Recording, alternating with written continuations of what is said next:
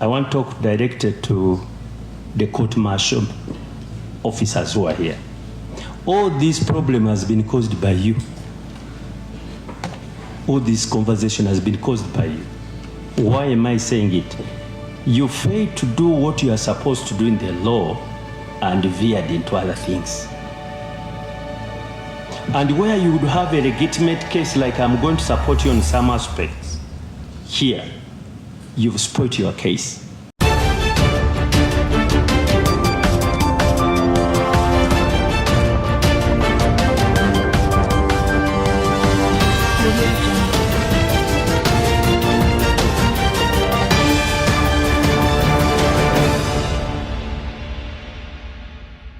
Yes, a few days back, Abdul Katuntu interfaced with the soldiers who were rooting for the UPDF Act, and he lectured them about this ill law.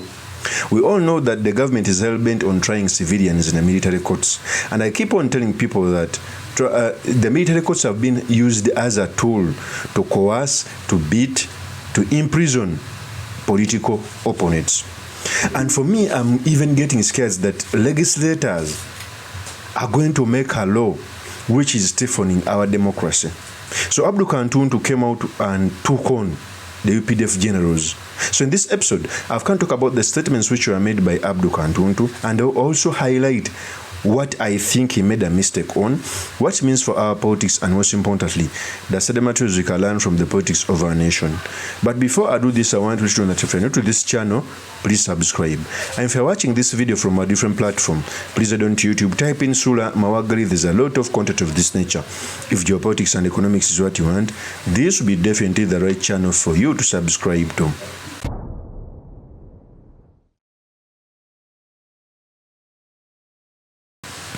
Abdul Katuntu is a senior legislator, and I think is serving his fourth term in Parliament. He came out and lectured the soldiers who were the proponents of the court-martial. He highlighted a lot of things, but he missed one thing. First of all, I must give him his flowers for coming out and pointing out the ills from within the law. It's the truth. The court-martial should not try civilians in any way or order. And even if it's going to try a soldier, there must be limitations, because even soldiers don't get justice in the court-martial. Okay? So Abdul Katuntu coming out to take on the soldiers is indirectly taking on General 7 and MUHOOZI combined. Before I proceed, I want to play a tape when Abdul Katuntu was saying this. Here's the tape. Mr. Chairman, I would like to speak with my head, but also with my heart. In conversations like this, sometimes we use our hearts, become emotional, and we forget the common sense. Or sometimes we are too brilliant and we don't think correctly. I want to talk directed to the court-martial officers who are here. All this problem has been caused by you.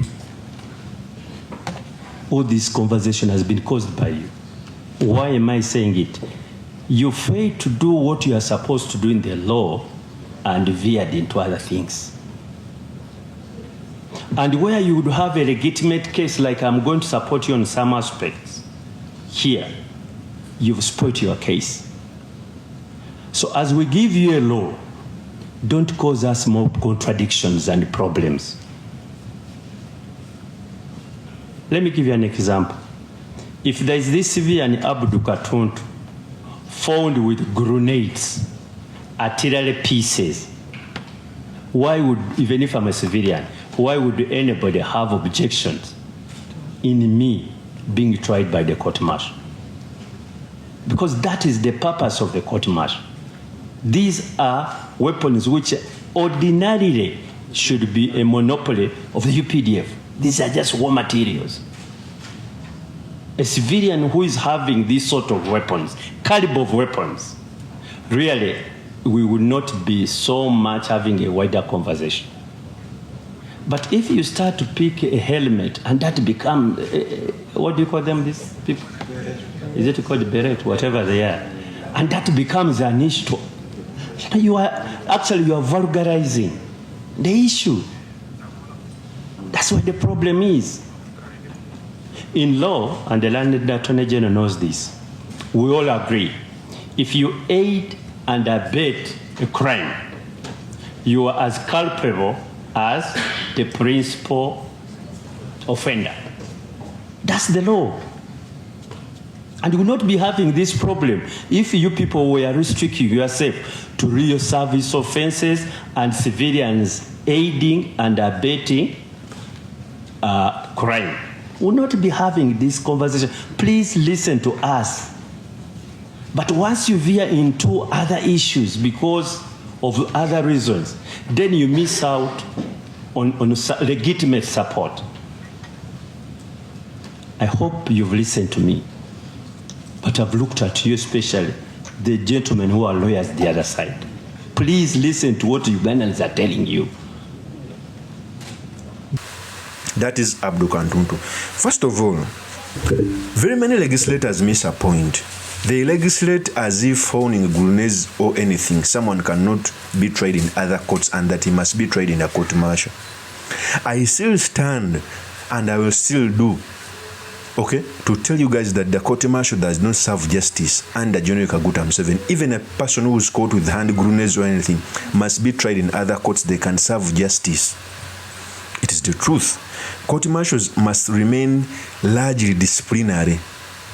If they have to incarcerate someone, maybe the Chief Justice has to appoint a judge in the court martial. It's not supposed to be the president appointing the judge in the court martial. No. A Chief Justice, depending on the cases, must appoint a judge in the court martial. Because court martials don't normally handle cases. How many times have you had the court martial in America handling anything? Tell me. So it means that they may not be handling a lot of business. It must be largely disciplinary. Okay? If it's supposed to stand, there must be a provision saying that depending on a case, a Chief Justice can appoint a judge to look in those cases and decide. If the cases are done, the judge can go on to do other duties. But creating the court martial under General Kaguta Museveni and saying that civilians with hand grenades can be tried. Remember, during Arua, RPG was put in Bobby Wine's hotel room. The thing can be replicated. A bomb can be put in a room so that you can be tried. Don't give a crack in a door for a dictator to use this law. Even if you have a hand grenade, you must be tried in civilian courts. They can serve justice. These courts, High Court, Supreme Court, Court of Appeal, have handled even bigger causes of suicide, murder, and everything. They can handle the case even if you have hand grenades. Court martial, depending on the cases, the Chief Justice must be able to appoint a judge. We must stop, even when you are legislating, to make it look like as if the court martial is the only agile court to handle this. So Abdul Kat raised a very good point, but he forgot that even a person with hand grenades must be tried in civil courts and other court of judicature. This is true. I know even if they pass it like the way Abdul Kat wants that a person with hand grenade is the only person to be tried. Government has always planted these things in houses of political opponents, and it can happen again. Don't leave a crack in a door. You should also ask yourself, why is Museveni's regime hell-bent on trying civilians in the court martial? You must wake up and smell the right. Okay? Normally, every political opponent is tried in a court martial. It is when the government doesn't have the necessary evidence. Whenever it has evidence, even a person like Jamiri Mukulu is not tried in a court martial, yet he was holding ammunition and guns and grenades. So you clearly see that legislators must smell a rat. They must stop legislating as if soldiers are animals. Even soldiers don't get justice in the court martial. Okay? I will keep on telling you guys that the court martial should be structured such that it's only the Chief Justice to appoint a judge to handle some cases. They must not be having a permanent judge, because as time goes on, he can get orders from the army. Okay? Of course, that's my opinion. Do make much by commenting about this. Thank you very much for listening in. If this is the first time on this YouTube channel, I'm playing with subscribe, like, and comment so that I can be motivated to do more of such videos. I will see you on another one. Peace.